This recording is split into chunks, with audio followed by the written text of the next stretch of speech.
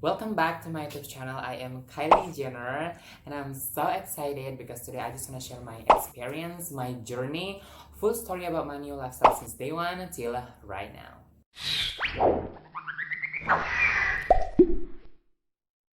Sesuai judul, aku sudah menambahkan 4 highlight yang bakal aku bahas hari ini. Yang pertama adalah awal mula kenapa bisa aku diet.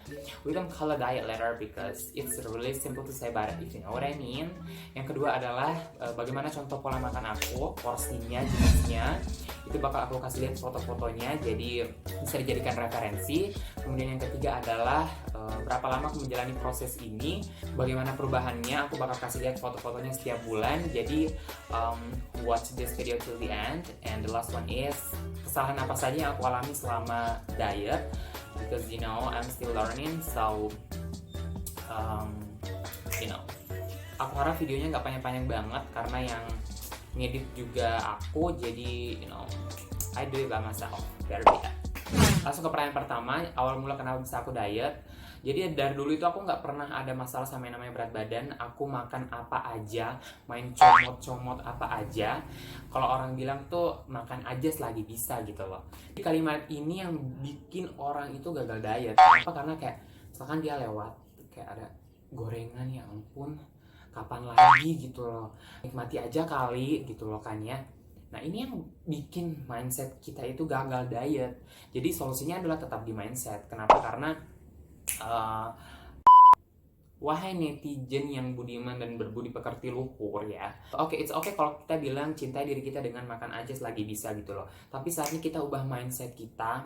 Salah tidak kalau saya bilang cintai diri kalian dengan mengatur pola makan.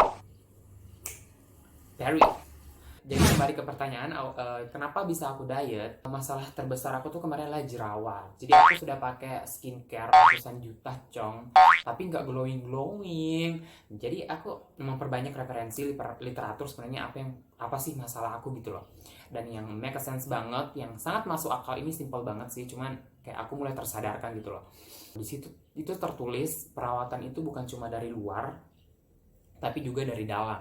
Nah aku yang kayak kayaknya emang bener deh, Cong. Kenapa? Karena kalau perawatan dari luar sih menurut aku udah total banget. Aku sudah pakai 10 steps skincare Korea, tapi nggak glowing, nggak putih melepuh juga. Aku sadar kayaknya emang perawatan dari dalamnya yang kurang gitu loh.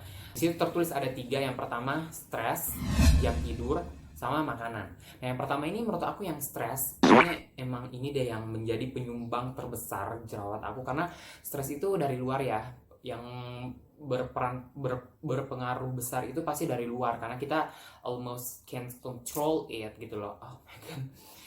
Nah, yang kedua jam tidur menurut aku ini masih bisa aku kontrol karena itu dari kita sendiri. Terus yang ketiga itu makanan. Nah ini yang aku pikir juga, emang dari dulu aku nggak pernah kontrol gitu loh. Makan makanan manis, berminyak, makan pedas, itu semua aku embat. Aku sadar. And then finally aku juga nggak tahu kenapa tiba-tiba suatu hari itu aku nimbang dan lihat berat badan ternyata sudah 94 kg. Aku yang kayak nggak lucu dong kalau misalkan ada yang tanya berat badan ini berapa, bilang 94, hampir 100 ya. Yang pun itu kan langsung insecure dong, Cong. Jadi aku yang kayak nggak bisa, kayaknya memang harus diet gitu. Dan aku juga ngerasain banget kayak misalkan aku pakai kaos kaki itu aku susah banget ketahan banget lemaknya, Cong, di perut paha itu. Oh my gosh, itu nggak usah dibahas. Jadi aku memperbanyak literatur referensi tips bagi pemula untuk diet. Langsung saja menjawab pertanyaan kedua, itu bagaimana contoh pola makan aku. Jadi pagi harinya itu aku minum jus detox. Asik banget jus detox, supaya agak keren aja gitu loh. Jadi komposisinya ini langsung saja tomat sekitar 3-4 buah, kemudian wortel 1-3 buah juga, timun. Ini timun kayak misalkan sepanjang ini tuh kita bisa pakai 1/5 atau 1/6, pokoknya dikit aja. Terus aku biasa tambahkan buah-buahan seperti pisang sama buah naga supaya menambah aroma, supaya kita nggak enek, karena ini menurut aku ya, aku kan menamakannya jus detox ya, jadi supaya agak keren juga. Aku ini minumnya setiap pagi. Sarapan aku itu bukan lagi kue-kue terus kopi-kopi, teh yang saset-saset itu, no way. Semuanya sirna. Aku minum jus detox ini tanpa disaring, jadi benar-benar airnya sama ampasnya ya, seratnya itu aku minum semua. Kemudian di siang hari itu aku makan seperti biasa, tapi aku nggak pakai nasi. Inilah kesalahan terbesar aku, menjawab pertanyaan keempat juga. Kenapa? Karena itu kesalahan terbesar aku nggak mau bahas. For your information, nggak ada makanan dan minuman satupun di muka bumi ini yang bisa bikin kita tuh tiba-tiba gendat atau tiba-tiba kurus, nggak ada. Padahal nasi itu adalah sumber karbohidrat. Yang penting kita makan sesuai porsi gitu loh. Kita kurangin porsinya. 3-4 sendok makan juga itu sudah cukup. Tergantung ya, kalau misalkan porsinya sedikit ya kalorinya bakal sedikit juga dong. Itu kesalahan terbesar aku. Aku nggak mau bahas. Malamnya itu aku palingan makan buah-buahan. Ini menurut aku tergantung dari kalian aja. Kenapa? Karena menurut aku buah-buahan yang apa yang kalian suka, murah, terjangkau, itu sudah cukup banget. Langsung saja aku kasih lihat foto-fotonya supaya bisa dijadikan referensi.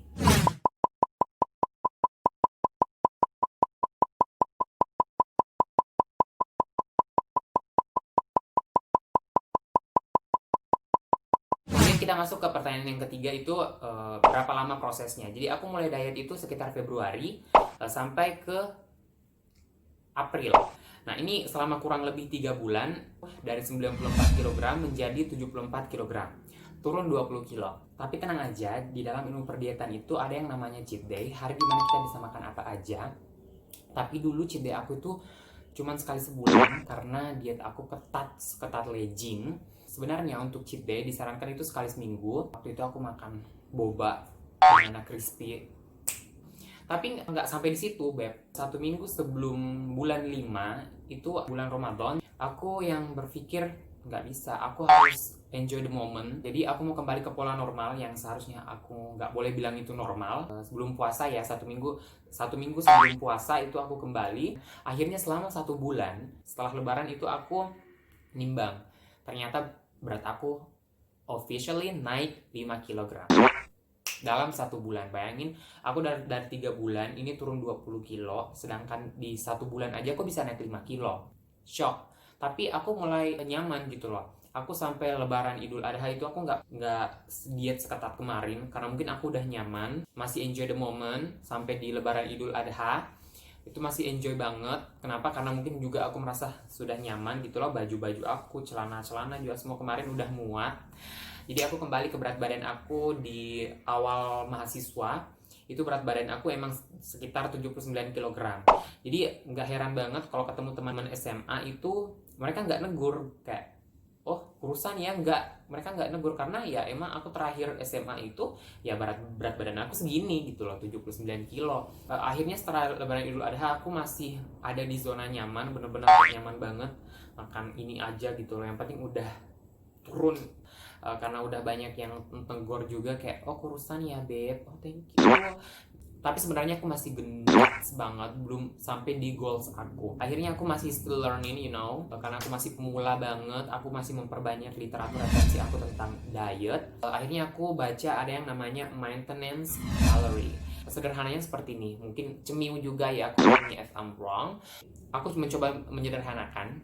Jadi maintenance kalori itu dimana kita kemarin, karena kita sudah defisit kalori, langsung masuk ke contoh aja. Jadi misalkan dari 2.500 kalori harian itu kita cut menjadi 2.000. Nah, akhirnya tubuh kita itu metabolisme itu kita kalau terus menerus defisit kalori, tubuh kita itu akan merespon, oh ini ada apa ini gitu loh. Yang kemarin 2,5 kok tiba-tiba jadi 2.000. Yang seharusnya defisit kalori kita itu lemak yang dijadikan cadangan energi itu dipakai, tubuh kita itu meresponnya beda. Karena ini yang aku bilang maintenance kalori. 2.000 kalori yang masuk itu disisihkan lagi menjadi lemak, cadangan energi. Oh, nggak bisa dong. Padahal tujuan kita kan yang membuang lemak. Kenapa dia simpan lagi jadi lemak? Akhirnya inilah maintenance kalori. Jadi kita kembali ke 2.500 kalori supaya tubuh kita itu nggak shock, metabolismenya itu terjaga, maintenance. No. Jadi kita harus hati-hati sama yang namanya metabolisme itu rusak, metabolisme itu menurun. Di lebaran Idul Adha itu sekitar bulan 6, itu selama berapa bulan ya? 7, 8, 9, 6, 7, 8, 9. Jadi selama 4 bulan itu akhirnya aku berhasil turun sekitar 5 kilo. Jadi kembali ke 74. Aku memasuki masa maintenance kalori, kemudian aku masih gak seketat yang kemarin, cuman aku tahu batasnya tuh kadarnya seperti apa. Ini bulan 9 itu aku sudah 75 kg. Akhirnya aku mau kembali diet. Aku akhirnya mau agak ketat seketat kemarin karena goals aku belum tercapai.